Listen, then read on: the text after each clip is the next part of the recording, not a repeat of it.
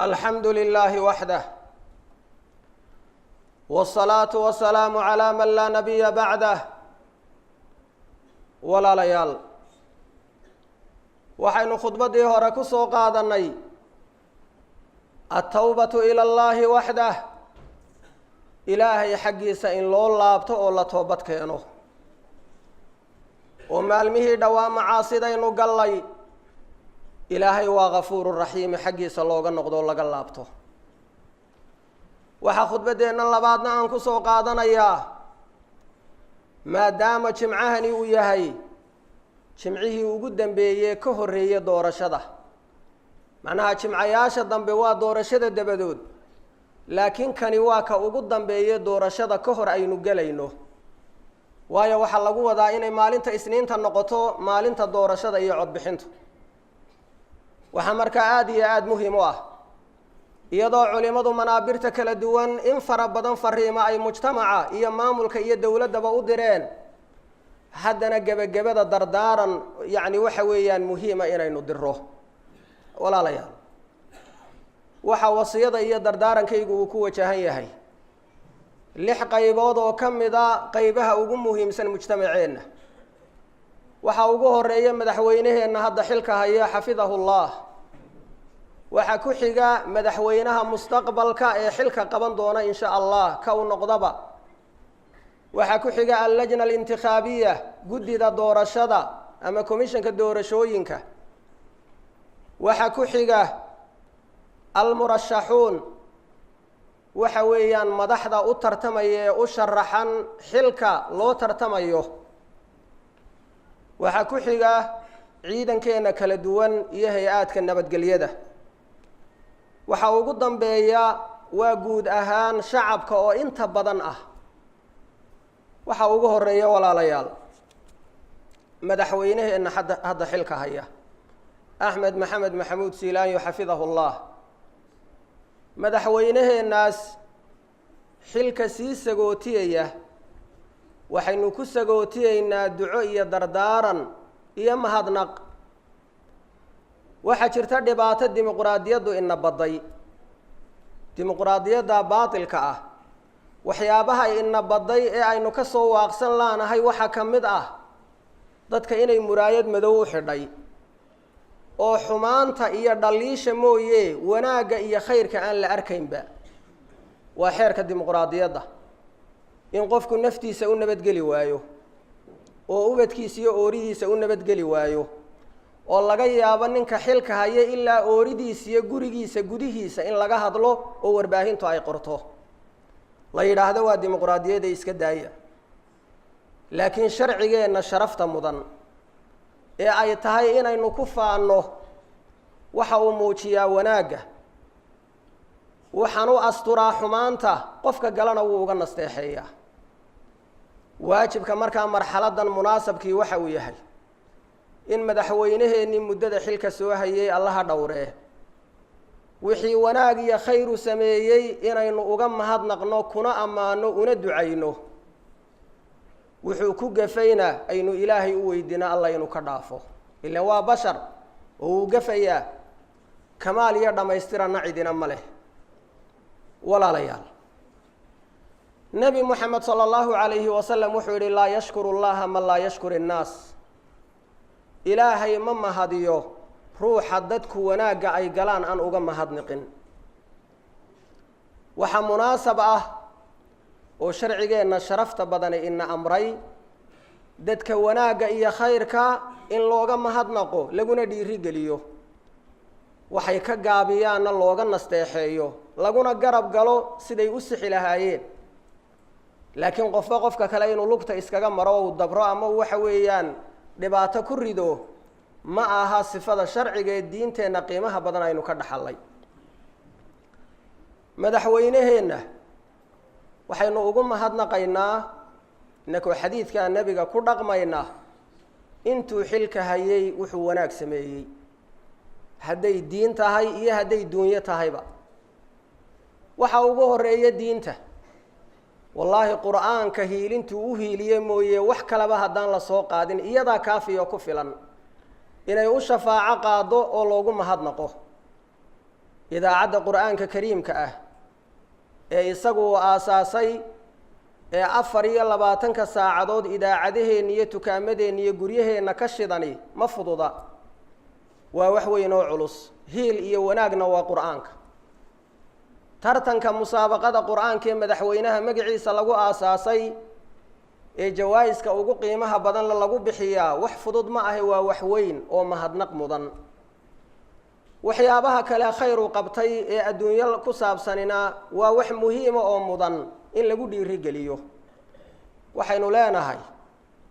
madaxweyne waad ku mahadsan tahay wixii khayr aad samaysay iyo waliba gaar ahaan diinta si aad kor ugu qaaday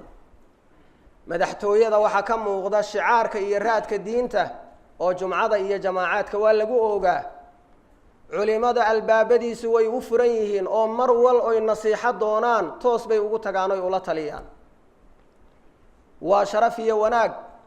madaxweynaha taa ku sifooba in lagu amaano ay tahay madaxweynaha albaabkiisu culimada u furan yihiin oo aanay ka xijaabnayn waxaynu leenahay khayr wixii aad samaysay waad ku mahadsan tahay waana ku ducaynaynaa in ilaahay cimriga iyo caafimaadkaba ku dheereeyo in cudurka iyo wixii aad ka cabanaysay ilaahay ka dul qaadaan ilaahay ku weydiinaynaa ilaahay caafimaad sariican oo caajila Allah siiyo muraadkiisa sanoo maqbuula midigta Allah ka siiyo cumrigiisa inta ka hadhayna cibaado iyo amal saalix Allah waafajiyo waxaan kula sii dardaarmayaa oo aan leeyahay sharafu tasliimi sulta مثل سلفه طاهر ريال كاهن إن سي شرف يقبنما لمدحوينه ugu wareejiyo cid alla cid xilka hesha sidii madaxweynihi ka horeeyay daahir riyaal kaahin xafidahu Allah xafide uu sameeyay waa sharaf iyo gobonimo madaxweynuhu marka uu ka tagayo kursiga si sharaf leh oo hadal lahayn ka helay inuu ugu haneeyo waana waxaynu ku soo caanamaalay ee halka aynu ku soo gaadhnay waynu ka filanaynaa inta iyo in ka badanba ehelna wuu u yahay laakiin faraska usha waxa loogu dhuftaa isagoo ordaya ha ka sii badiyo dardaaranka iyo xasuusintana ruux walba wuu u baahan yahay wadakir fa inna dhikra tanfa'u almu'miniin madaxweynaha mahadniqiisa iyo ducadiisa intaasaan ku dhaafayaa jazaahu Allahu khayran waxa iigu xiga الرئيس المستقبل madaxweynaha mustaqbalka la filayo maxaa mudan maanta in la sii faro waxa uu yahay dardaaranka ugu horeeya madaxweynaha mustaqbalka ee xilka kala wareegi doona siiraaya aan ku leeyahay kula dardaarmaya taqwa Allah fi hadhihi al-ummah wa hadhihi al-amana allati tahammalaha ala aatiqihi in madaxweynaha soo socda ummadda masaakiinta ilaahay uu kaga cabsado xilka iyo amaanada uu xambaarayna sidii loo saaray uu guto uga soo baxo ilaahay waxa uu subhanahu inna allaha ya'murukum an tu'addu al-amanati ila ahliha wa idha hakamtum bayna an-nasi an tahkumu bil 'adl inna allaha ni'ma ya'idukum bih inna allaha kana sami'an basira ya ayyuhalladhina amanu ati'u allaha wa ati'u ar-rasul wa ulil amri minkum فإن تنازعتم في شيء فردوه إلى الله والرسول إن كنتم تؤمنون بالله واليوم الآخر ذلك خير وأحسن تأويلا إلهي وحول جل جلاله إن الله يأمركم أن تؤدوا الأمانات إلى أهلها إلهي وحود فريا إن أماناتك يحلك أقدان عد أهلك أوه وإذا حكمتم بين الناس أن تحكموا بالعدل dadka markaad kala xukumaysaana ilaahay waxa uu idin faray cadaalad iyo xaq inaad ku kala xukuntaan inna allaha ni'ma ya'idukum bih ilaahay wax wanaagsan oo khayr leh ayuu idinku waaninayaa oo idinku wacdinayaa inna allaha kaana samiican basiira ilaahay waxa uu ahaaday mid maqal badan oo arag badan oo wax kasta oo sameeynaysan taalacanayo oo wax ka qarsoon aanu jirin هذه الآية waxay qeexday xilka saaran madaxweynaha oo inuu amaanada ka soo baxo dadkana cadaalad ku kala xukumo cadaalad inuu madaxweynuhu dadka ku kala xukumo waxa u damaanad qaadaya waa ilaahay kitaabkiisa iyo sunnaha nabiga sala allahu calayhi wasalam meel kaloo cadaaladi taalaa ma jirto markaa madaxweynaha muslimka ee talada ummadda qabanaya ummadda islaamka ah manhajkii ilaahay samada uga soo dejiyay waa inuu ku kala xukumo kaasaa u damaanad qaadaya cadaaladda kaasaa ugu filan inay badhaadho adduunyo iyo khayr aakhire labadaba ku gaadhaan kaasaa isaga u sharaf badan oo sharaftiisa lagu dhowrayaa waxay xaqiiqadu tahay maanta madaxda muslimiintu hadday fahmi lahaayeen shariicadu waxay u damaanad qaaday wax kale kumay doorsadeen shariicada islaamku waa ta ugu ilaalin badan sharafka iyo karaamada madaxweynaha dimuqraadiyaddu way ku tumanaysaa waa ta hadh iyo habeen iyadoo la jiidjiidaya le waa xorriya daah laakiin islaamku waa kaa xarimay nin madaxa sharafkiisa inaad meel kaga dhacdo labadaasina wax la ysku doorsada ma aha marka aayaddu waxay qeexday xilka madaxda saaran oo ah inay ammaanada gutaan dadkana xaq iyo cadaaladda ku kala xukumaan waxa aayadda ku xigdaana ay qeexday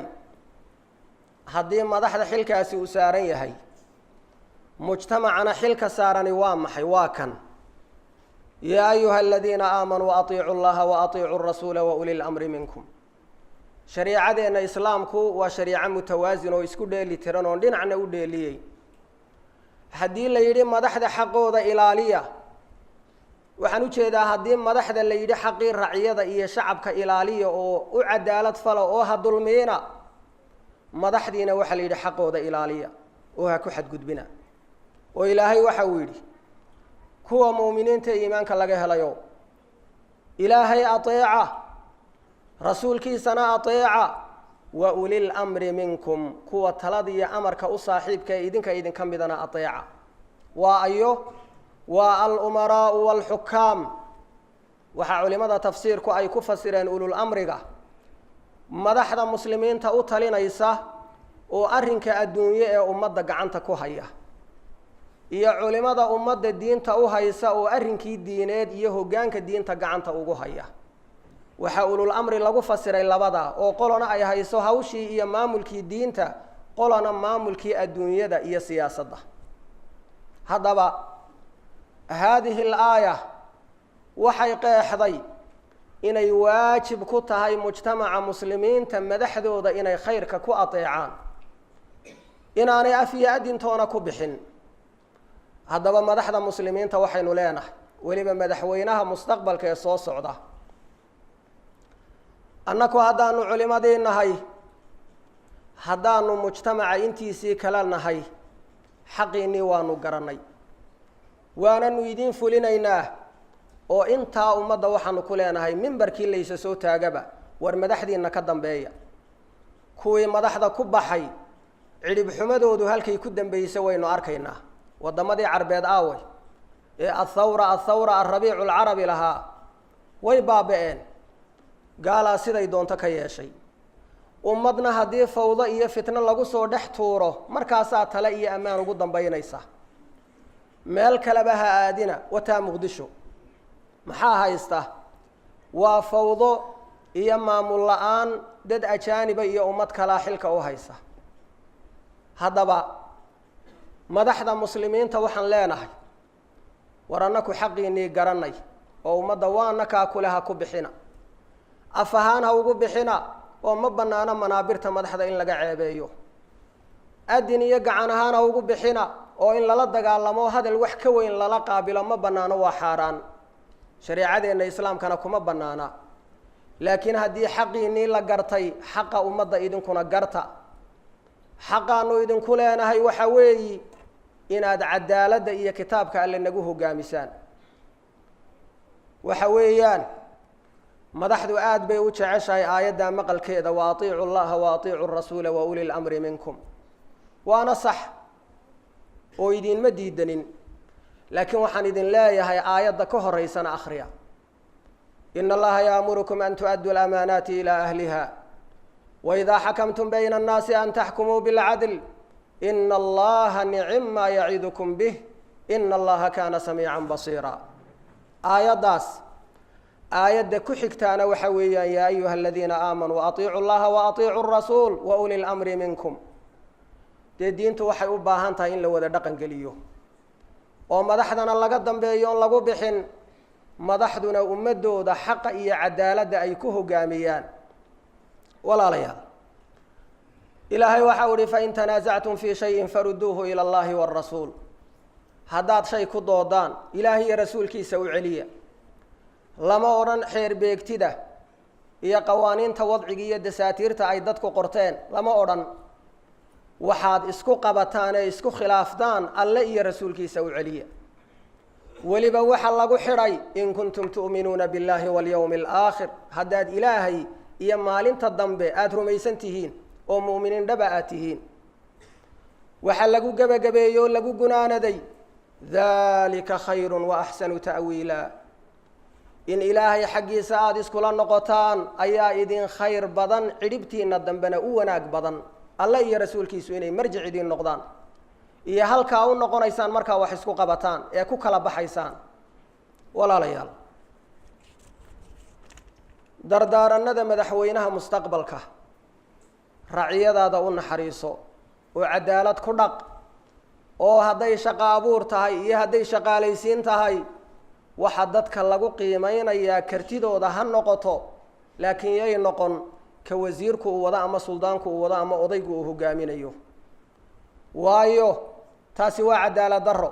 qofka cilmigiisa waa inuu ku meel maro ee magac qof kale aanu ku meel marin muslim waxaa ku sugan xadiidu bnu cumar inuu rasuulku yidhi sala allahu calayhi wasalam alaa kullukum raacin wa kullukum mas'uulu can raciyatih faاlamiiru aladii cala annaasi raacin wahuwa mas'uulu can raciyatih war hooyaay baraaruga dhammaantiin ilaaliyaa tihiin oo nin walba waxbaa la raaciyo la yidhi ilaaliyo daryeel oo marnaba ha dayicin ninka amiirka ee madaxweynehee dadka u talinayaa waa raaci oo mujtamacaasaa la raaciyo la yidhi ilaali waana la weydiinayaa wixii la amray inuu ilaaliyo oo xilkii inuu ka soo baxayo in kale waa la su-aali saxiixaynkana waxaa ku sugan xadiidu abi hurayra inuu rasuulku yidhi sala allahu calayhi wasalam inakum sataxrisuuna cala alimaara wasatakunu nadaamatan yowma alqiyaamah waxaad ku dadaali doontaan madaxtinimada oo waa u kala dheerayn doontaan oo waydin u tartami walle maalinta qiyaamana qoomamo iyo wax laga nadaamoodo laga murugooday noqon doontaa waxaan leeyahay madaxweynaha mustaqbalka waad ku dadaasho waad u tartantay laakiin si aanad qiyaamaha u murugoon xaqa iyo cadaaladda ku dhaq walaalayaal qolada saddexaad ee aan dardaaranka usoo jeedinaya ama fariinta aan u dirayaa waxay tahay waa allajna alintikhaabiya waa guddida doorashooyinka qaranka guddidaa waxaan leeyahay waxaad tihiin guddi qaran oo dhaartay oo qarankaa u dhaartay inay cadaalad ku kala xukumaan waxaad ku dadaashaan inaad murashaxiinta tartamaysa dhex u ahaataan waxaad ku dadaashaan inaad cadaalad ku kala xukuntaan oo natiijadiinnu cadaalad ku salaysnaato ilaahay waxau ihi subxaanah yaa ayuha aladiina aamanuu kunuu qawaamiina bilqisti shuhadaءa lilah walow calىa anfusikum aw ilwaalidayni wاlaqrabiin in yakun ganiya aw faqiira fallahu أwlىa bihima in yakun ganiya aw faqiira fallahu أwlىa bihima falaa ttabicuu اlhawى an tacdiluu wain talwuu aw tucriduu faina allaha kana bima tacmaluuna khabiira allah waxau ihi subxaanah kuwa iimaanka laga helayo kunuu qawaamiina bilqist waxaad ahaataan kuwa ku taagan cadaaladda shuhadaءa lilaah markhaati ilaahay dartii marag iyo markhaatiga u furaya markhaatiyaal ilaahay dartii maragga u furaya noqda oo cadaaladda ku taagan haddaa iimaan leedihiin walow calىa anfusikum aw ilwaalidayni wاlaqrabiin xataa kuwa lagu markhaati furayaan haba noqdaan naftiinna ha noqdaan labadiinna waalid ha noqdaan kuwa dad idinku xiga kuwa lagu markhaati furayaa kuwa dad idinku xiga xataa ha noqdaan ilaahay dartii markhaatiga u ooga cadaaladana ha ka baydhina cidna ha u eexanina alla waxa uhi in yakun ghaniyan aw faqiiran faallahu awlaa bihimaa hadduu yahay ka lagu markhaati furayaa hani amase faqiir u yahay ilaahay baa idinka mudan allaa idinka xiga oo idinka xogogaalsan maslaxadiisa iyo dantiisa macnuhu waxa ay tahay ka haniga ana hodannimadiisa ha ugu habranina ka faqiirka ana faqiirnimadiisa ha ugu naxariisanin oo hays odhanina waa faqiira isaga xaggiisa u leexiya laa xaqa marka lagu xukumayo madax iyo mijo hani iyo faqiir wadaad iyo waranle dadku waa u siman yahay cadaaladda ilaahay waxa uhi falaa tattabicu lhawaa an tacdiluu hawadiina ha raacina si aydaan xaqa uga leexan o ydaan uga baydhin allah waxa uu yidhi wain talwuu aw tucriduu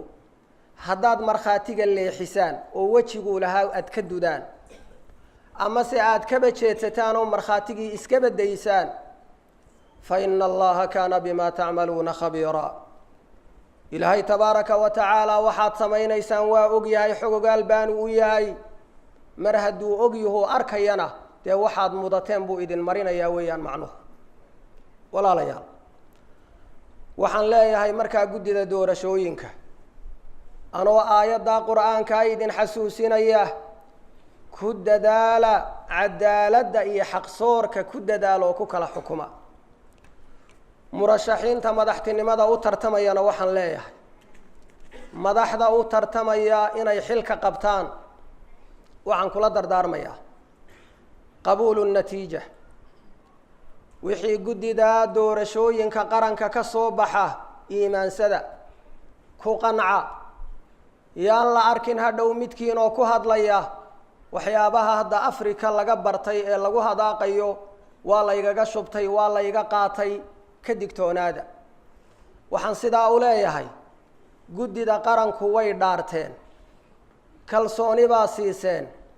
qof aada markii hore kalsooni siisay oo dhaar maray dee haddaad ku qanci weyda adaan waxbaba ahayn man lam yarda billaahi falaysa min allaahi fii shay qof ilaahay raalli ku noqon waayey xagga ilaahay waxba kama aha ummad islaamaynu nahay waa guddi qaran oo dhaartay oo xilkaa la saaray kalsoonidana axsaabtoo dhami ay siiyeen wixii natiijo ka soo baxda waa inaynu iimaansanno waa in murashaxa laga helaa uu yidhaahdo waan u haneeyo waan hambalyeeyey waa in ka helana loo haneeyo oo loogu duceeyo waxaan leeyahay qofka caqliga lihi wuxuu isbarbar dhigayaa xataa hadday dhacdaba in lagaga shubta ama la dulmiyo hadday dhacdo xataa qofka caqliga lihi wuxuu isbarbar dhigayaa in ummaddaasi ay u maratoy u baaba'do kursiga inuu ku fuulo oo uu ku fadhiisto iyo kursiga inuu waayo si ay ummaddaasi u nabad gasho dee qofka caqliga lihi wuxuu door bidayaa ummaddu inay nabad gasho kursiga haba waaye taa waxaan kaga baxayaa oon leeyahay ilaahay waxau ihi wa awfuu bilcahdi ina alcahda kaana mas-uula ballanta oofiya ballanka qiyaamaha waa la isweydiin doonaa waa ballan la galay waxaanan dhammaantood kula dardaarmayaa murashaxiinta qofka hoggaanka hanku uu ka hayo maanta guddiyada qaranka iyo hay-aadka dowladda iyo waxyaabaha jira hadduu ku qanci waayo oo uu qaadan waayo sow inuu ogaado ma aha isaga laftiisa maanta hadduu qabto berri toole waxaa hanti u ah taas oo kale in isagana laga qori waayo markaa caqliga saliimka ah waxa uu dhigayaa ruuxu waxa jira inuu qiro una hoggaansamo waayo ilaahay mahadii dowlad baa inoo dhisan hay-ado ammaan baa inoo dhisan guddiyaal baa inoo dhisan waxa inoo dhisanina waa nicmo aynu doonayno waxaynu haysanana inaynu ku fara adayno inaan iska daadin waxaynu tabane inaga dhimana aynu dhammaystiranno laakiin waxa hore haddaad daadisa maxaad keeni marka taana waxaan kaga baxayaa in waxa weeyaan murashaxiinta u sharaxan madaxtinimadu wixii natiijo ka soo baxda guddidaa loo igmaday arrintaa ee xilka loo xil saaray inay ku qancaan oo ay iimaansadaan waxaan ciidamadeenna ammaanka ee kala duwan iyo bilayska aan kula dardaarmayaa horta waxaan ugu mahadnaqayaa sida ay amnigeena u ilaalinayaan iyo si ay u foojigan yihiin har iyo habeen bay ugu taagan yihiin laa yashkuru llaha man laa yashkuru innaas waxaan leeyahay dadaalka halkaa ka sii wada maalmaha doorashadana waxa weeyaan baraarugiina iyo dadaalkiinnii hore libinlaaba oo aada iyo aada xilkaad hore isku saarteen libinlaabkii isa saara ilaahayna waxaan ka baryayaa inuu idinku garab galo har iyo habeenba ilaalintaa ummaddeed u taagan tihiin ilaahay ha idinku garab galo shacabka guud ahaan waxaan leeyahay gebagabada iyo gunaanadka shacabow horta dadka ugu badani waa idinka culamo iyo caamo rag iyo dumar waalid iyo waayeel idinkaa ugu badan cid wal oo madaxtinimada u tartamaysana idinkaa ka xoog badan muhiimaddu markaa waxay tahay shacabow adigu haddaad dantaada garan weydo cid kale kuu garan mayso waxaan shacabka kula dardaarmaya oo aan leeyahay ciidanka nabadgelyada ee aan kula dardaarmayay ilaalinta ammaanka haddaydaan idinku isberber taagin oo garab iyo gaashaan aydaan u noqon dee keligood waxa ma qaban karaan waxaan idinkula dardaarmayaa laa takunuu xataban likulli fitna dab kastoo meel laga shido iyo fitno kastoo meel ka kacda xaabada lagu shidayo lagu hurinayo idinku ha noqonina waynu soo maray fitan dhibaato in inagu filan waynu soo aragnay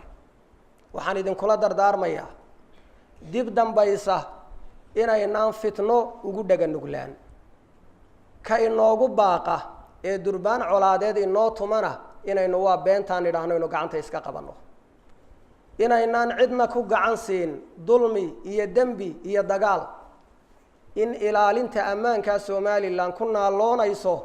inaynu gacan kaliya ku wada qabanno inu wada ilaashanno shacabow السعيد من وعد بغيره والأحمق من وعد بنفسه ninka guulaysta aqliga badani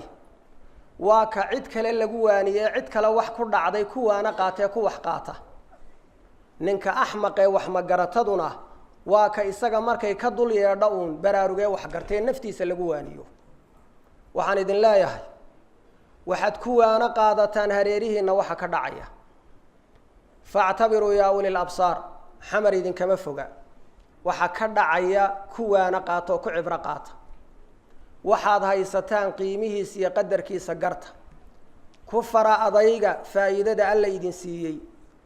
nin durbaan colaadee tumaya ama qof fitna wada reer ha ka yeelina xisbi iyo urur ha ka yeelina wadaad ha ka yeelina waranle ha ka yeelina madax iyo shacab cidna ha ka yeelina fitna iyo dagaal ammaankiina ku fara adayga waxaan waanadaa maanta ugu dheeraaday waa xagxagashada iyo hadalka xanafta leh iyo tuurtuurka iyo waxyaabaha inagu soo noqnoqday maalmahan dambe balaayana daaman la qabtay leedahay daba la qabta ma leh haddaan xumaanta laga hortagin oon daadka la iska moosinna dee gurigaaga markuu kuugu soo galo talefara ka haadi waxna kama qaban kartid ka hortagga ayaana ka khayr badan daaweynta dambe waxaa la yidhaha alwiqaayatu khayru min alcilaaj waxaan ku soo gunaanadayaa mujtamacaygii iyo dadkaygii qiimaha badnaayo haddaad dawlad tihiin iyo haddaad shicib tihiinba ilaahay maanta wuxuu idin siiyey haysataan adduunka laguma haysto laa fi lxilli walaa fi lxaram waxyaabaha maanta halkaa yaalla ee nabadda iyo wanaagga iyo xorriyadda diintaada iyo dhaqankaaga iyo shacaa'irtaada islaamka aada u gudanayso adduunka meel lagu hayaa ma jirto waxaa inaad ilaashataan oo ku fara adeygtaan idinka idinta allah haddaa idinku ilaashan weydaan dawladii idin ilaalin mayso idinku ilaashada walaalooba yaan colaad iyo xumaan la idin kala dhex dhigin dadka deegaankan degani waxba ma kala aha salli bay ku wada fadhiyaan waxbana iskuma jiraan kulligood waa dad ab iyo isir iyo islaamba wadaaga waxaa loo baahan yahay in wanaaggaa la garto laguna fara adaygo